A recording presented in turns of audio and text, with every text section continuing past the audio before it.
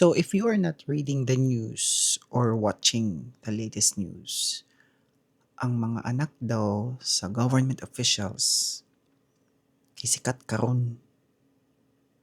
Siguro di lang pud nato siya naon nga sala nila kung nganong daghan sila kwarta, mapalit nila ilahang gusto, gasto sila diri, gasto sila didto. Pero